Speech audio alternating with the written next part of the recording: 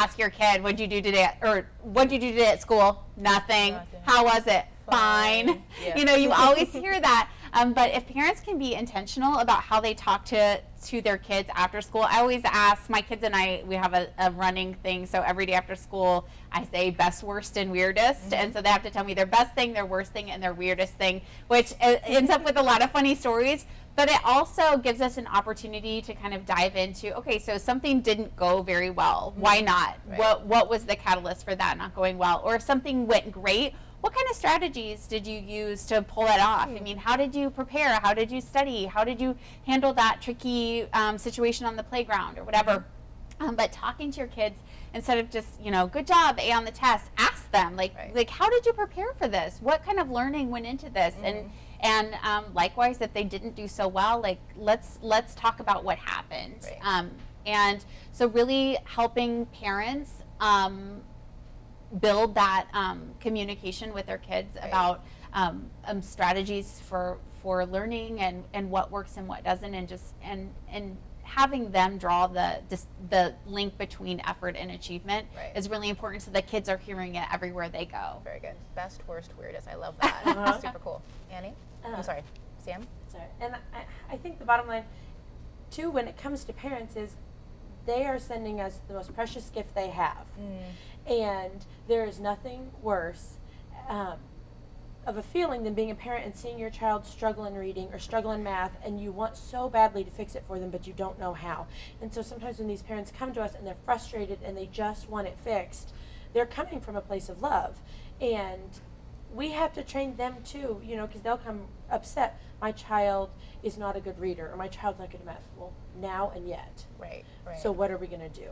You know, there really is, if you really want to see the kids just go far, a strong partnership between the kiddo, the teacher, and the parent, you know, you've got a big support system there to really hold up. And then it comes down to what Annie was talking about earlier. All right, we've got our support system holding you. Now let's go for some effort. Right, you know? Exactly.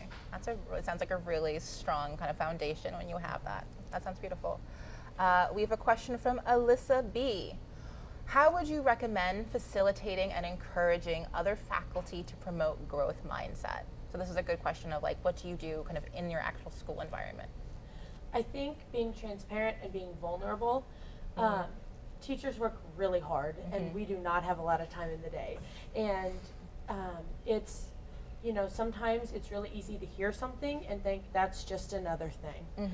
So I think by being transparent and allowing people to come into your classroom or see the fruits of your kids' labor, let your kids lead things. You know, let your kids be the ones who go out and talk about things, because that's where the power lies, and that's where you show that these mountains are being moved.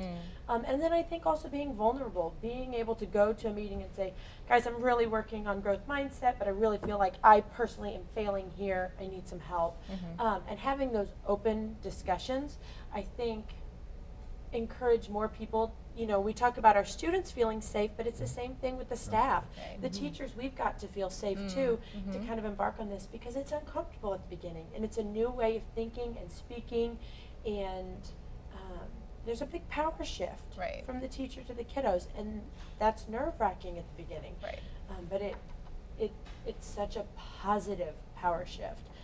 It's scared to take at the beginning. I think getting administrators in on it too. I really believe that just like people approach things with a growth and fixed mindset, that a school has organizations have a growth or fixed mindset, and a lot of times you don't have to look further than like the handbook to figure out like, what are we valuing here? Are we valuing growth? Are we valuing perfection? And so getting a good gauge on what is being valued and how are only the kids who are getting on the A honor roll, are they the ones that are being celebrated? Do we have ways of celebrating kids who are making less or making incremental steps toward growth? Like, do we celebrate that at all in our culture? And so as a teacher, I think you have an opportunity to speak to your admins and say, we need to refocus and celebrate. And like Dave said, this is evidence, this is research based. There's a strong body of research going back, 30 or 40 years that supports this as a valuable learning intervention, and just sharing that and being, being an advocate for it in your school, I think is key to changing the culture of the entire school. Right. Very good. Yeah, I mean, the only thing I would add is just that, I mean, I think when I've talked to teachers who have kind of catalyzed these kinds of cultural transformations at their schools, I think a lot of the time it's really happened with just a handful of teachers who really started doing it, and they really started modeling it and going and talking to other teachers about it, and just, it took some time. It wasn't like we're all going to do growth mindset all at once. I think in my experience that usually doesn't work very well. It's usually more that you kind of start around this kind of core crystal group of teachers, and then it kind of branches off from there. And as other teachers can see the kind of amazing things that can happen, then they start to say, hey, maybe that could work in my class. Actually, I'd like to have my kids be that inspired or that motivated. That's interesting. That's very interesting.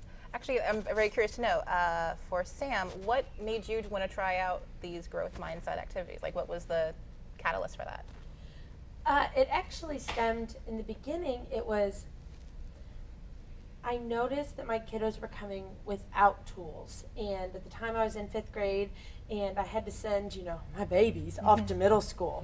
And I wanted them as empowered and with as many strategies as they could possibly have before they went, because middle school can be really difficult years. And so I started looking at things like their perseverance, how do they speak to one another, how do they advocate for themselves when they need something. And we started little by little looking at things like that, and I started really kind of trying to research and find things to support that. And it's funny, we watch, at the beginning of the year, I show my kids a video of a really famous quantum theorist who, he's melded science and math, and he's been working on the same equation now for 12 years. And I promise my kids, I will never make you work on an equation for 12 years. But if he can do 12 years, we can do 20 minutes. And we started trying to build that stamina. And then it just kind of grew from there, and it was kind of the perfect timing. Annie's book came out, Carol Dweck's book was coming out, Hertz is really on the stage now, LearnStorm's out, and it feels like a lot of us were seeking this. If you look at the manifestation of what has really come to the surface. So I think a lot of teachers at the same time really were feeling the same need. Right. That's beautiful. All right. I'm glad we can help fill that need. That makes me feel good. Leanne Morgan from Ontario asked, are there words and phrases that foster growth that I can include in my student conversations? I think actually all of you have touched upon this idea of vocabulary. So let's see if we can try to touch on that. I'm a firm advocate of the power of yet. Anytime they say any kind of negative talk, I'll point to them, yet, and then they have to say it. And then we're big on, all right, now what? Or, great, what do you need? We practice a lot at the beginning of the year building a toolkit of, okay, I'm stuck now, so what? All right, I can ask for more time. I can ask to hear it in a different way. I can ask the teacher to rephrase it. I can ask, we talk about what are the different things I can do to advocate for myself. Because I might not always be within these 4 walls when I encounter a problem, and I need to have those intrinsic skills. And so having that vocabulary ready for your kids, and then on the teacher's part, really trying to back away from good job, that's right. Or leave it to the class. Mathematicians, what do you think? This mathematician has proposed this idea. Thoughts? And at the beginning they just stare at you like, is it right or wrong? But they start to learn, and it's so powerful. And it is so hard as a teacher, though, when somebody throws something wildly incorrect out there. But the cool thing is there's a lot of grace in that too, because when the kids start debating it and discussing it, we talk about, do you have the right to change your mind? And the kid will say, I'd like to change my answer. And I think there's so much power in how kids speak to each other and speak to themselves. And then it's hard for the teacher, but kind of backing up and just giving those launch points, those launching questions. And then you're crowd control at that point. Very good. I think just being mindful of person praise versus process praise. So if we say to a kid who does really well, oh, you're so smart, they equate doing well with being smart, that it's some inherent inborn thing that they have that they can do well. And then when inevitably they hit a setback, which they will, and they don't do so well, then all of a sudden it's like a question of like, well, if I'm not smart, then who am I? And so just being mindful of praising effort and the process that they took to learn, like that was a really great strategy you used, or I like how you solved that problem, or if they breezed through something, maybe that wasn't challenging enough, let's try to find something else. So being mindful of that. Being more robust with your feedback. I think we like to use stickers and say good job a lot. In the book I wrote, we call it, well, I read it somewhere else, but they call it Paula praise. So like on American Idol, if you think back to American Idol, like the first with Simon and Paula and Randy, Paula would always say good job. You know, she didn't have, and Simon was a lot meaner, but he was much more specific. And so you don't want to be like that, but definitely be specific in the feedback that you're giving. And I would rather have less feedback that's more specific than generalized praise that is really meaningless. So you want to be mindful of that. And then, I just thinking about that, I used to say, come on, you can do this. It's so easy. And that was something I said as a teacher, and I look back and think, oh my gosh, you know what? That wasn't easy for that person. It was easy for me, or I thought it was easy, but it wasn't easy for that person. And so what I was saying was actually not helping. It was counterproductive.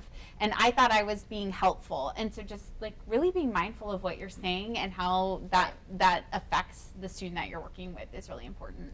Yeah, I really love all those points. I guess just from a growth mindset standpoint, I think the kinds of language we use, the kinds of words we use can be really important, and there are, so for example, are you referring to things as, for example, we can talk about building skills, like really calling out when you're doing something, like why are you doing it? Oh, you're building your skills, you're becoming a mathematician, or you're building your writing skills right now, or you're becoming a better writer, or we're really focusing students on those processes and kind of how the fact that they're learning while they're doing. So kind of taking the focus off of the end result and really focusing it on the thing that the students can actually control for themselves, which is the process that they're doing, and really reminding them and kind of debriefing with them so that they really understand what it is that they're doing, and that all this effort they're doing, it's not just going into a grade, it's going into them leveling up, them becoming a writer, them becoming a mathematician, or a scientist, or whatever that may be, a great civic thinker.